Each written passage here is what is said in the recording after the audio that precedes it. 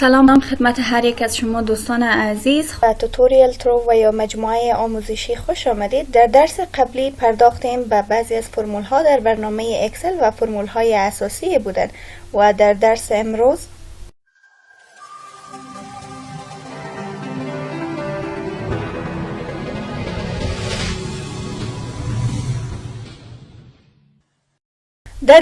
امروز فرمول هایی که ما در این قسمت شما میبینین لیست کردیم. امروز در ظرف چند دقیقه و با مثال های عملی میپردازیم به این فرمول ها: سم اف، مکزیمم و مینیمم. سم را گرچند در درس قبلی کار کرده بودیم، اما به خاطر از اینکه سم اف را امروز کار میکنیم و سم را دوباره در این قسمت تکرار آوردم. خب، روز قبل قسمت توتال مجموعه ماشات را از کارمندان کار کردیم و امروز در این قسمت دوباره سم را کار میکنم. به خاطر از اینکه مقدار ماشات تمام کارمندان از ماه جنوری الی ماه دسامبر پیدا کنیم، پس شما چی کار میکنین؟ اول یک مساوی تایپ میکنین، بعدن سم و از پنجره ای که باز میشه سم را انتخاب میکنین، یک قوس باز میشه. در این قسمت گفته نمبرها را انتخاب کنین.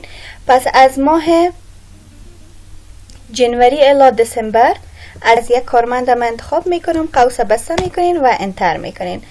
فعلا از یک کارمند مجموعی ماشات از تمام سال را پیدا کردیم. فعلا ضرور نیست که به هر کدام شما جداگانه فرمول اجرا کنین. از این قسمت زمانی که کرسر یا پوینتر شما این حالت بر خود گرفت تا قسمت پایینی را کش میکنین و تمامش حالت جمع را به خود میگیره و تمام ماشات کارمندان از تمام سال شما میتونین با یه آسانی دریافت کنین. خب، قسمت سم اف چی است؟ سم اف باز هم جمع میکنیم، اما نظر به یک شرطه که شما میتونین در این قسمت شرط بتین. مثلا نوشته میکنم مساوی سم اف. زمانی که شما سم تایپ میکنین پنجره باز میشه، سم اف انتخاب میکنین. بر شما گفته رنج انتخاب کنین. من میخوایم تمام ماشات دکترهایی که در این جدول است من پیدا کنم که چقدر میشه. پس رنج انتخاب میکنیم در این قسمت از قسمت پوزیشن. بعد از او کامه میتین و در بین دبل کوتیشن نوشته میکنیم ماشات دکترها و دوباره یک کوتیشن دیگه. بعدا گفته که رنج دوباره انتخاب کنین، یک کامه میتین و از این قسمت میایین از مجموعه ماشات رنج انتخاب میکنیم. بعدا قوس بسته میکنیم و انتر میکنیم. حالا ببینین که تمام مقدار ماشات دکترها $5839 میشه. در این قسمت نوشته میکنیم که ماشات دکترها است.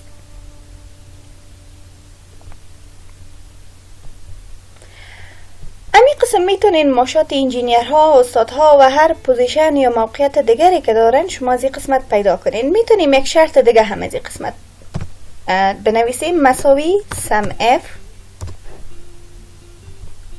اف انتخاب میکنیم. میخواییم تمام ماشات که بزرگتر از 5000 هستن بر ما جمع کنه. خب، نوشته میکنیم مساوی به 5F. تمام رنج انتخاب میکنیم چون در این رنج ما میخوایم که انتخاب کنیم. بعد از او یک کامه نوشته میکنیم و در بین کوتیشن شرط را نوشته میکنیم، دبل کوتیشن. خب، شرط را نوشته میکنیم تمام ماشات که بزرگتر از 5000 هستن، یا میشه بگیرین بزرگ و مساوی، به خاطر از اینکه اگر خود 5000 هم وجود داشته باشه خود 5000 هم چنان انتخاب کنه. دوباره کوتیشن بسته میکنین، بعد از این دوباره کامه میگیرین و دوباره مقدار ماشات را در این قسمت انتخاب میکنین، قوس را بسته میکنیم، انتر میکنیم. برای ما میگه که هیچ ماش نیست که بزرگتر از 5000 در این قسمت باشه. $5000 یعنی ما کدام ماش نداریم. پس در این قسمت میایم مقدارش کمی کوچکتر میکنیم. دوباره شرط نوشته میکنیم مساوی سم اف انتخاب میکنیم، رنج دوباره انتخاب میکنیم، بعدا یک کامه میتین و در بین دبل کوتیشن شرط را نوشته میکنیم. میگیم ماشات را بر ما انتخاب کو که بزرگ و مساوی به $1000 باشه و دوباره دبل کوتیشن کامه میتین و از این قسمت دوباره مقدار ماشات رنج انتخاب میکنیم. ببینین در این قسمت بر شما راهنمایی کرده که چی را باید انتخاب کنین. دوباره قوس را بسته میکنیم و انتر میکنیم. گفته تمام مجموعه ماشات که بزرگ و مساوی به 1000 هستند زمانی که جمع میکنه $5413 میشه.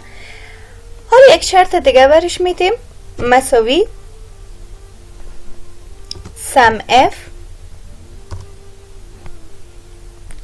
انتخاب میکنیم، رنج را در این قسمت انتخاب میکنیم و کامه میتیم.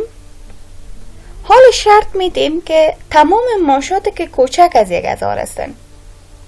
دفعه قبل ما بزرگ و مساوی به 1000 گرفتیم که خود 1000 هم انتخاب کرد. حالا بزرگ و کوچک و مساوی نمیگیریم، فقط کوچک میگیریم. در میان دبل کوتیشن نوشته میکنیم کوچک. کوچک از چند؟ 1000 و دوباره کوتیشن، بعد از او کامه میگیریم و از این قسمت رنج دوباره انتخاب میکنیم. بعدا قوس را بسته میکنیم و انتر میکنیم. گفته که تمامش چند میشه؟ $6396 میشه. حالا مجموعی اینا را پیدا میکنیم که آیا مجموعه شروط را که ما در این قسمت دادیم مساوی به مجموعه ماشات تمام کارمندان میشه و یا خیر؟ خب در این قسمت مساوی سم این دو دانه را با هم جمع میکنیم، قوس را بسته میکنیم و انتر. این مجموعه است. این قسمت آل می نویسیم. حالا میم این قسمت جمع میکنیم، میبینیم که مجموعه تمام ماشات همه قدر میشه یعنی، چون فعلا مجموعه ماشات ما نداریم. مساوی سم رنج را دوباره از این قسمت انتخاب میکنیم، قوس را بسته میکنین و انتر میکنین. گفته که $11809 مجموعه مقدار ماشات میشه. پس در این قسمت ببینین ما یک بار نصف ماشات بزرگ و مساوی به 1000 انتخاب کردیم و یک بار کوچک از 1000 گرفتیم، باز هم مجموعه ماشات مساوی به $11809 شد. خب این بود از قسمت سم و سم اف. میرسیم به بخش مگزیمم. مگزیمم چی کار میکنه؟ مگزیمم بلندترین مقدار بر شما پیدا میکنه. مساوی تایپ میکنین مگزیمم، از این قسمت مگزیمم از پنجره انتخاب میکنین، باز هم گفتن نمبرها را انتخاب کنین، رنج را که داریم از این قسمت انتخاب میکنیم، قوس را بسته میکنیم و انتر میکنیم. بلندترین مقدار ماشه که گفته است $1176 است. فعلا واحد اینجا ذکر نکردیم، اما چون مقدار ماشات کم است ما در اول دلار مد نظر گرفته بودیم. حالا در جدول چک کنین که آیا بلندتر از $1176 کدام مقدار دیگری وجود داره و یا خیر. به این قسمت یک واحد پولی اضافه میکنیم. از قسمت هوم میین دلار اضافه میکنیم. خب صفرها را هم از بین میبریم. مینیمم چی کار میکنه؟ مینیمم کمترین مقدار مد نظر میگیره. شما با استفاده از فرمول مینیمم میتونین که کوچکترین مقدار پیدا کنین.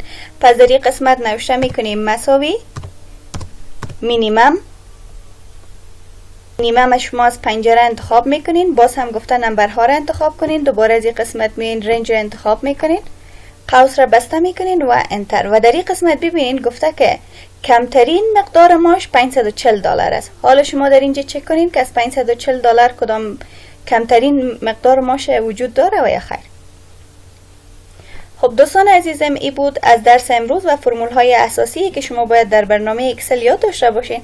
اگر میخواین که ویدیوهای بعدی را همچنان با ما بیننده باشین، لایک و سابسکرایب فراموش نکنین، از چینل ما حمایت کنین و همچنان میتونین علامه زنگوله را فشار بدین تا از ویدیوهای بعدی به زودترین فرصت آگاه شوین.